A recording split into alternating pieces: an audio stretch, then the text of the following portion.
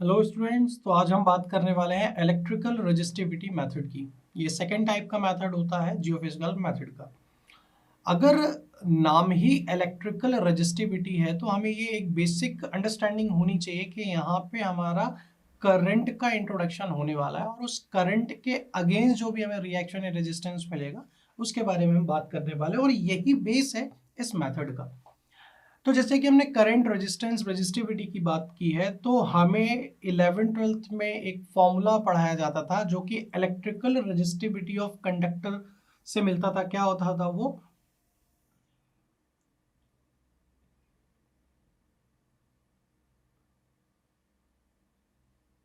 ये, ठीक है।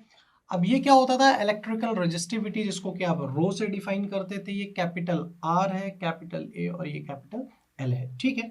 ये क्या होता था? इलेक्ट्रिकल रेजिस्टिविटी, जिसको कि आप ये ओम, इसकी यूनिट होती थी ओम सेंटीमीटर, ठीक है।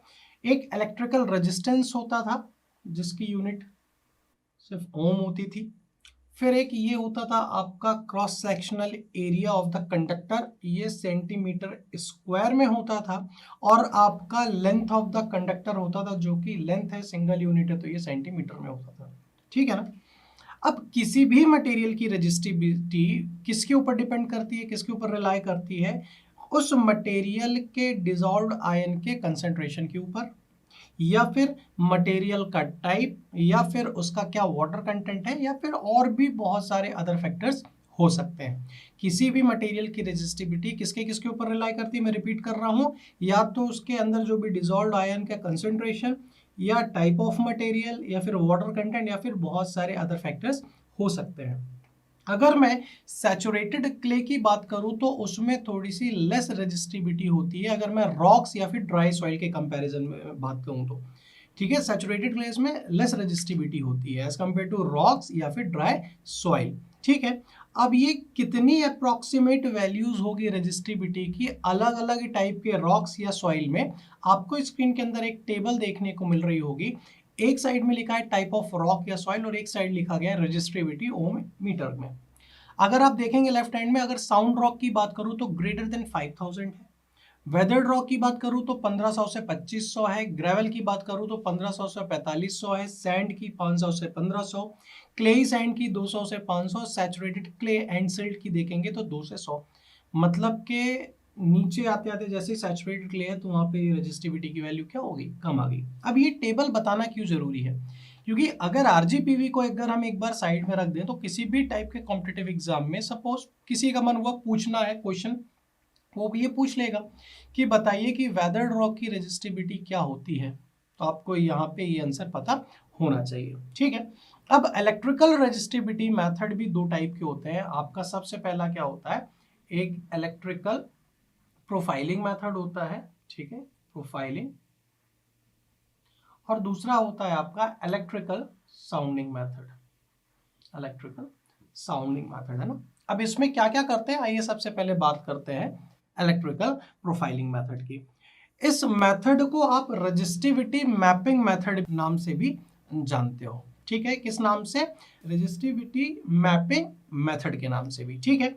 अब इसके अंदर हम क्या कर रहे हैं? इलेक्ट्रिकल प्रोफाइलिंग मेथड के अंदर हम क्या कर रहे हैं? हम 4 इलेक्ट्रोड को यूज कर रहे हैं, जो कि आपको स्क्रीन में देखने को मिल रहा होगा। आपको स्क्रीन में देखने को मिल रहा होगा ये 4 इलेक्ट्रोड हैं। आउटर इलेक्ट्रोड को हमने क्या नाम दिया है? करंट इलेक्ट्रोड नाम दिया है। और जो बीच के इनर इलेक्ट्रोड है उनको नाम दिया है पोटेंशियल इलेक्ट्रोड, जो कि पोटेंशियोमीटर से कनेक्टेड है। और ये पूरा का पूरा सेटअप कनेक्टेड है आपस में, और ऊपर आपका एमीटर लगा हुआ है, ठीक है। अब बेसिकली इलेक्ट्रोड क्या किस तरीके के मेटल स्पाइक्स की तरह होते हैं, जो कि ग्राउंड में आप इसको क्या करते हो? ड्रिवन करते हो, ठीक है। इसको आप क्या करते हो? गाड़ देते हो, जमीन के अंदर गाड़ देते हो, ठीक है। अब इसकी जो भी आपका जो स्ट्रेटा है उसकी अगर जब आप मीन रेजिस्टिविटी ऑब्टेन्ड करते हो तो आप क्या करोगे? सबसे पहले डायरेक्ट करंट आप दोगे, कहां पे? आउटर इलेक्ट्रोड्स में दोगे। और जितना इनर इलेक्ट्रोड्स में वोल्टेज का ड्रॉप होगा उसके हेल्प से आप मीन रेजिस्टिविटी और फाइंड आउट करोगे। जनरली आप 5 से 100 मिली एम्पियर का करंट सप्लाई करते हो, तो उस कंडीशन में आपका जो मीन रेजिस्टिविटी है, जो एक फॉर्मूला डिराइव होता है, वो क्या होता है? वो इस तरीके से होता है 2πAV/I, ठीक है ना, ये फॉर्मूला डिराइव होता है। Mean resistivity, a spacing of electrodes, V voltage drop, I का मतलब होता है करंट सप्लाई, ठीक है ना। अब यहाँ पे क्या हो रहा है कि ये जो इक्वेशन है वो किस कंडीशन में आपको मीन रेजिस्टिविटी शो कर रही है, जब आप एक depth below the ground surface नीचे आ रहे हो, ठीक है ना, क्योंकि जो आपकी जो डेप्थ है वहां पे जो आपका करंट पेनिट्रेशन हो रहा है जो भी मतलब बिलो द ग्राउंड सरफेस, वो अप्रोक्सीमेटली सेम है कितना, इलेक्ट्रोड के बीच में जितनी स्पेसिंग, जैसे ये 4 इलेक्ट्रोड्स हैं, इनके बीच के डिस्टेंस क्या है, ए है, और जो आपका ग्राउंड सरफेस है, ग्राउंड से जो आपकी डिस्टेंस है वो कितनी है, ये ए है, ठीक है।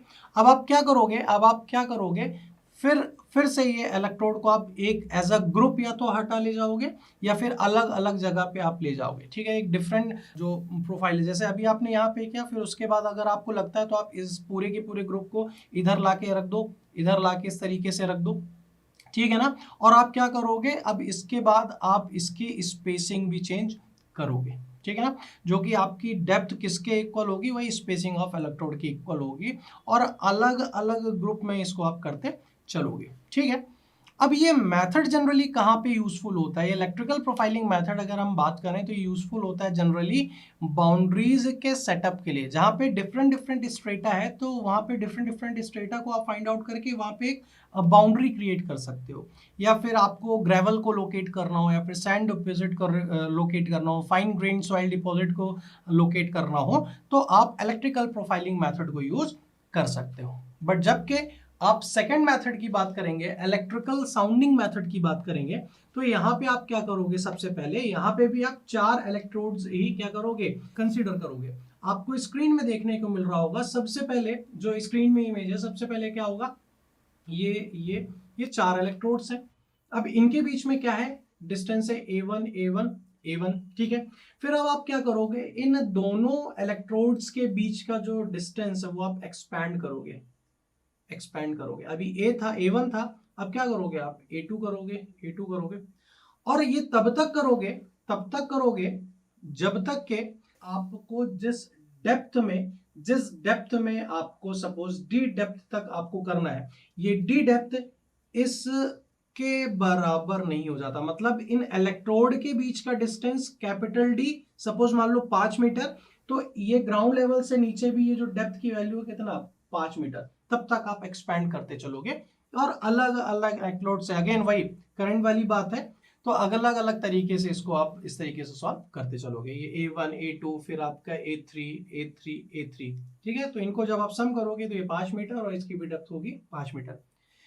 तो इस तरीके से आप इलेक्ट्रिकल प्रोफाइलिंग मेथड और इलेक्ट्रिकल साउंडिंग मेथड को यूज करते हैं और डेटा ऑब्टेन करते हैं। नेक्स्ट लेक्चर के अंदर इलेक्ट्रिकल रेजिस्टिविटी मेथड का क्या लिमिटेशन होती है उसके बारे में हम बात करेंगे। आज के लिए इतना ही, थैंक यू वेरी मच।